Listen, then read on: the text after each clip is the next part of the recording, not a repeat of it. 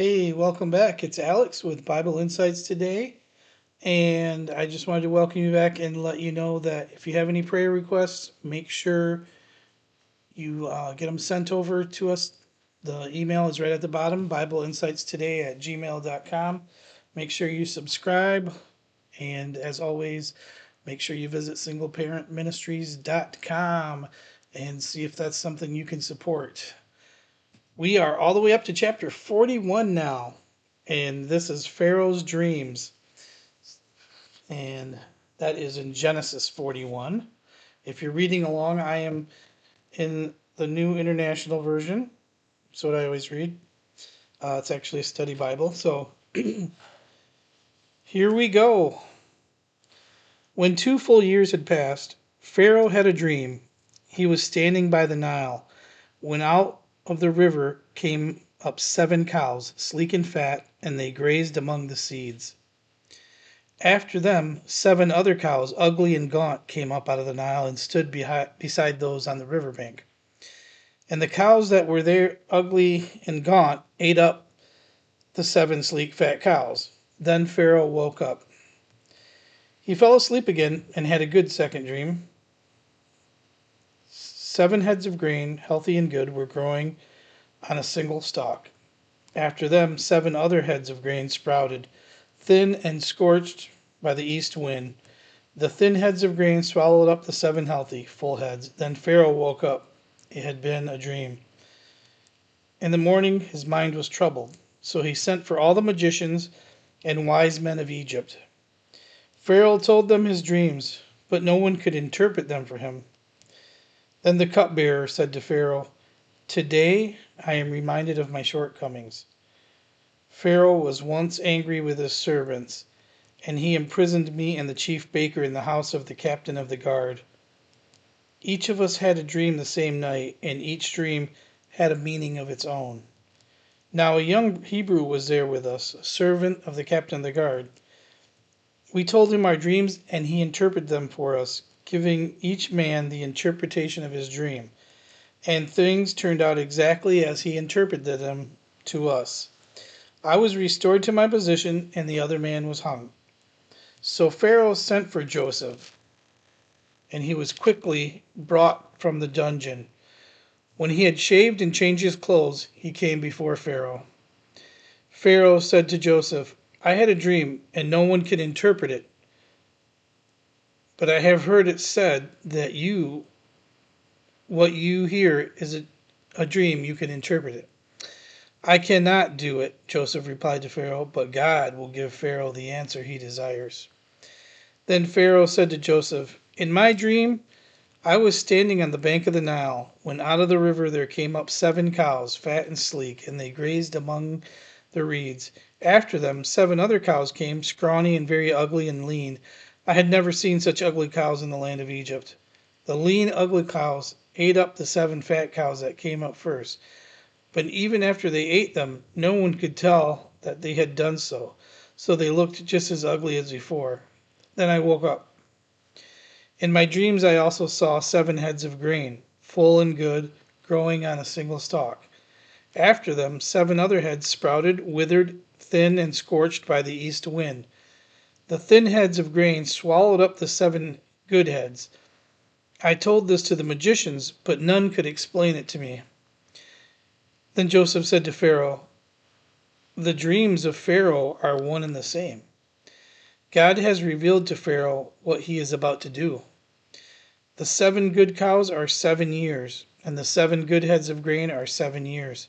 It is one and the same dream. The 7 lean, ugly cows that come afterward are 7 years, and so are the 7 worthless heads of grain scorched by the east winds. They are 7 years of famine. It is just as I said to Pharaoh. God has shown Pharaoh what he is about to do. 7 years of great abundance are coming throughout the land of Egypt, but 7 years of famine will follow them. Then all the abundance in Egypt will be forgotten, and the famine will ravage the land. The abundance in the land will not be remembered, because the famine that follows it will be so severe. The reason the dream was given to Pharaoh in two forms is the matter has been firmly decided by God, and God will do it soon. And now let Pharaoh look for a discerning and wise man and put him in charge of the land of Egypt. Let Pharaoh appoint commissioners over the land to take a fifth of the harvest of Egypt during the 7 years of abundance. They should collect all the food of these good years that are coming and store up the grain under the authority of Pharaoh to be kept in the cities for food. This food should be held in the reserve for the country to be used during the 7 years of famine that will come upon Egypt, so that the country may not be ruined by the famine. The plan seemed good to Pharaoh and to all his officials, so Pharaoh asked them, "Can we find anyone like this man, one is whom in the Spirit of God?" Then Pharaoh said to Joseph, "Since God has made all this known to you, there is no one so discerning as wise as you. You shall be in charge of my palace, and all my people are to submit to your orders. Only with respect to the throne will I be greater than you." So Pharaoh said to Joseph, "I hereby put you in charge of the whole land of Egypt." When Pharaoh took his signet ring from his finger and put it on Joseph's finger, he dressed him in robes of fine linen and put a gold chain around his neck. He had him ride in a chariot as second in command, and men shouted before him, "Make way!" Thus he put him in charge of the whole land of Egypt. Then Pharaoh said to Joseph, "I am Pharaoh, but without your word, no one will lift hand or foot in all Egypt." Pharaoh gave Joseph the name Zapanath, and gave him Asenath, daughter of Potiphera, priest of On, to be his wife. And Joseph went throughout the land of Egypt. Joseph was 30 years old when he entered the service of Pharaoh, king of Egypt. And Joseph went out from Pharaoh's presence and traveled throughout Egypt. During the 7 years of abundance, the land produced plentifully. Joseph collected all the food produced in those 7 years of abundance in Egypt and stored it in the cities. In each city he put the food grown in the fields surrounding. Joseph stored up huge quantities of grain, like the sand of the sea. It was so much that he stopped keeping records because it was beyond measure. Before the years of famine came, 2 sons were born to Joseph by Asenath, daughter of Potiphera, priest of On. Joseph named his firstborn Manasseh, and said, "It is because God has made me forget all my trouble and all my father's household." The second son he named Ephraim, and said, "It is because God has made me fruitful in the land of my suffering." The 7 years of abundance in Egypt came to an end, and the 7 years of famine began, just as Joseph had said. There was famine in all the other lands, but in the whole land of Egypt there was food. When all Egypt began to feel the famine, the people cried to Pharaoh for food. Then Pharaoh told all the Egyptians, "Go to Joseph and do what he tells you." When the famine had spread over the whole country, Joseph opened the storehouses and sold grain to the Egyptians, for the famine was severe throughout Egypt. And all the countries came to Egypt to buy grain from Joseph, because the famine was severe in all the world. Ooh, that was a lengthy chapter there, and a lot to unpack from that chapter, so let's see. A quick prayer.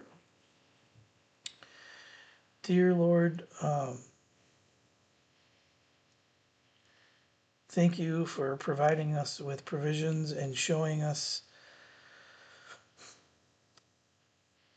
that we need to be good keepers of our own stockpiles and to take care of them wisely. And we appreciate you for showing that to us. Um, and we, in your name we pray, amen.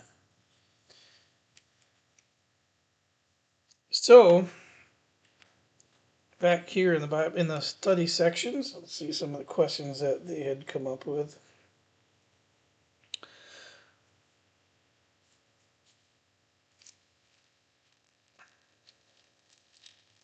what did these magicians do? Like, what exactly did they do to when the Pharaoh would ask them to do stuff? And it says these people tried to influence events through their apparently supernatural powers. They kept books of ritual incantations, and instructions for the interpretation of dreams. They were often professional advisors to kings, along with wise men. They were, the keepers of the proverbs and wisdom stories. Military advisors, prophets, and other specialists. And why were dreams so important to the Egyptians? Many in the people in the ancient world put great stock into dreams, especially those rulers or priests. Ancient Egyptians believed their gods were the sources of nighttime revelations. Since these Egyptians revered the Pharaoh as divine, his nighttime visions were particularly significant to them. Would 7 years of famine be unusual? It would be unusual for Egypt because of the Nile River, and because the Nile is what made that land so so fertile. There's a question: did Pharaoh come to believe in the true God? Probably not. Ironically, whether or not Pharaoh knew it, he made a theologically accurate statement. Pharaoh uses the word Elohim, a generic name for God that could also be translated to gods. Here, Pharaoh did not necessarily make a confession of faith, but probably only referred to a god or gods generally, according to his understanding. The Babylonians made similar statements about Daniel having the spirit of the holy gods. And also, what position did Joseph hold? He became the administrative head of Pharaoh's kingdom, a position sometimes designated as vizier. The use of the Pharaoh's seal, his signet ring, indicated that Pharaoh's primary representative in administrative matters. The extent of powers of this office in Judah is revealed in Isaiah 22. The position conferred great authority since Joseph answered only to Pharaoh. So that was amazing that you put an outsider with so much power. And why did Pharaoh change Joseph's name? To indicate Joseph's complete acceptance into Pharaoh's court and the Egyptian culture, the name change also demonstrated Pharaoh's authority over Joseph and Joseph's allegiance to this new land and life. His associations with the past were to be severed.